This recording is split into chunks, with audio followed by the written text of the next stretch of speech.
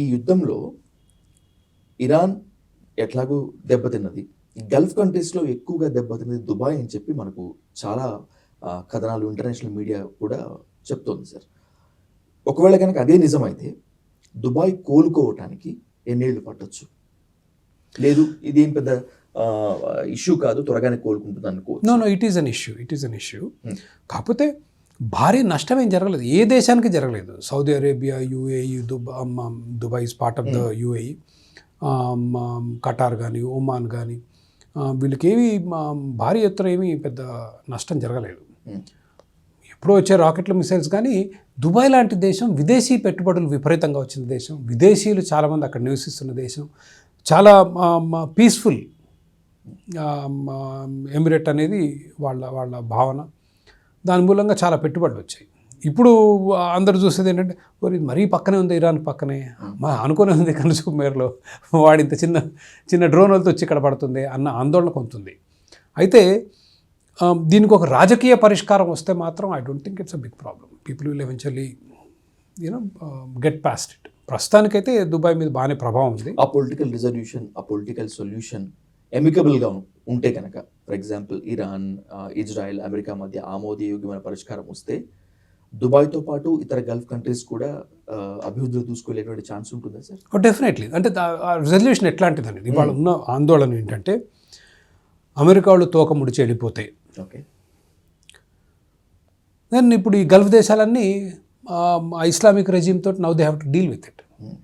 It's a fundamentalist మత పెద్దల పాలనలో ఉన్న దేశం, ఏమో రాచరికంలో ఉన్న దేశాలు మధ్యలో అమెరికా వెళ్ళిపోతే ఇరాన్ దగ్గర అపారమైన ఆయిల్ సంపద ఉంది.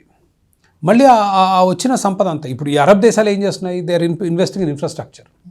ఇరాన్ ఏం చేస్తుంది? They are investing in Hezbollah, Hamas and Houthis and other militant organisations. They call it axis of resistance. Axis of resistance ఏం చేస్తాయంటే they attack all of these countries. ఒక ఆయిల్ సంపదతో వచ్చిన దాంతో ఒక పెద్ద ఉద్యమాన్ని నిర్మించారు అక్కడ. లెబనాన్లో Hezbollah is a parallel government. వాళ్ళు లెబనాన్ ప్రభుత్వానికి వినట్లేరు. They are independent now because వీళ్ళే ఫండింగ్ ఇస్తారు, వీళ్ళే ఆర్మ్స్ ఇస్తారు, వీళ్ళే ఫైనాన్స్ చేస్తారు, అన్ని వీళ్ళే చేస్తారు, ట్రైనింగ్ కూడా ఇస్తారు. సో లెబనాన్ నుంచి మీరు ఇజ్రాయెల్కి రాకెట్ పంపిస్తే లెబనాన్ ప్రభుత్వంతో సంబంధం లేదు. They are that independent. Hezbollah they are almost running a parallel. Lebanon government is now asking Hezbollah to stop.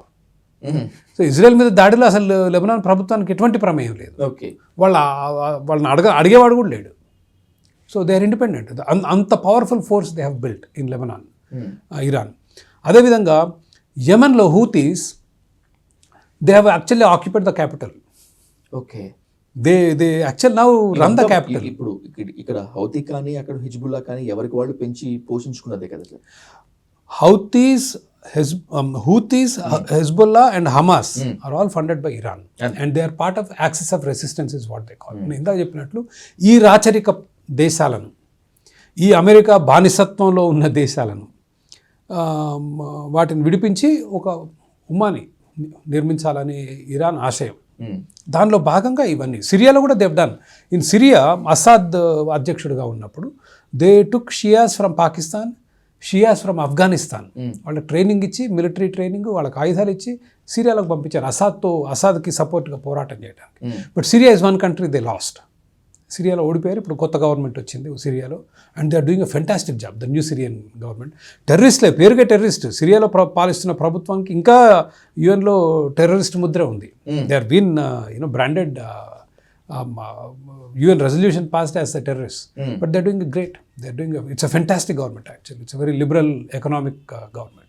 బూడిదలోంచి నిర్మించుకుందని చెప్పుకోవచ్చు మనకి ఫీనిక్స్ లెక్కన. బికాజ్ సిరియా అంతర్యుద్ధం కానీ సిరియా అంతర్యుద్ధం తర్వాత వెరీ అసలు ఎంతమంది చనిపోయారు, ఎంత పదుల వేల.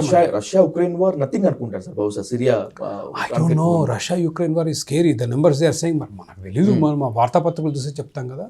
They are saying 1 million. Can you imagine? 1 million అంటే 10 లక్షల మంది చనిపోయారు అంటున్నారు రష్యా యుక్రెయిన్లో. కరెక్టో కాదు మరి నాకు తెలియదు, I don't know. But that is the numbers they are floating and that is no. సిరియాలో నాకు తెలిసి అంతమంది చనిపోయి ఉండరు అనుకుంటున్నాను.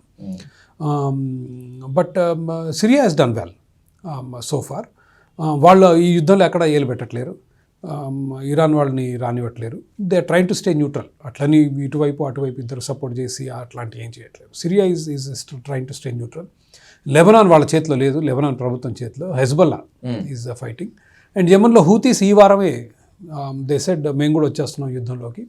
బట్ ఇక్కడ హర్మూజ్ స్ట్రైట్లో ఇరాన్ అయితే ఎట్లా ఆపుతుందో, హూతీస్కి యెమెన్లో రెడ్ సీ దగ్గర అదే శక్తి ఉంది. ఓకే. యా, సో రెడ్ సీని వాళ్ళు ఆపే, రెడ్ సీలో వెళ్ళే షిప్పింగ్ ట్రాఫిక్ అక్కడో 12 నుంచి 15% ఆయిల్ అక్కడి నుంచి వెళ్ళొద్ది. And they can stop it. అక్కడ చిన్న గుర్తు రావట్లేదు పేరు, there is a small narrow strait and they can block it. మీరేం చేయని అవసరం లేదు అక్కడ విజయ్ గారు. ఓ షిప్ వచ్చుద్ది, ఓ రాకెట్ పెట్టి కాలుస్తే అంతే కదా, ఆయిల్ షిప్.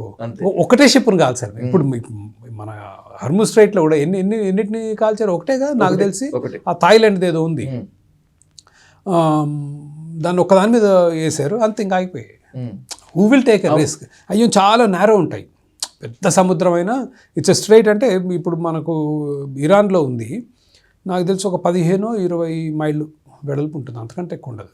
ఇంకో విషయం తెలుసా మీకు? అసలు షిప్ ఇరాన్ వైపు నుంచి వెళ్ళవు. Ships go through Omani water. Okay. Oman వైపు వెళ్తాయి. ఎందుకంటే ఇరాన్కి అసలు పోర్ట్లు ఉండవు, మీకు తెలుసో లేదు. ఇరాన్ అంత పెద్ద సముద్ర పంచు ఉన్నా కూడా, shore line, no ship can park అక్కడ. షిప్స్ దే కాంట్ డాక్, ఎందుకంటే వెరీ షాలో, లోతు ఉండదు. లోతు మీకు ఇటుపక్క ఉంటుంది ఒమాన్ వైపు. సో షిప్లు యాక్చువల్లీ ఇరాన్ వైపు నుంచి పోట్లేవు, ఒమాన్ నీళ్లలోంచి వెళ్తున్నాయి.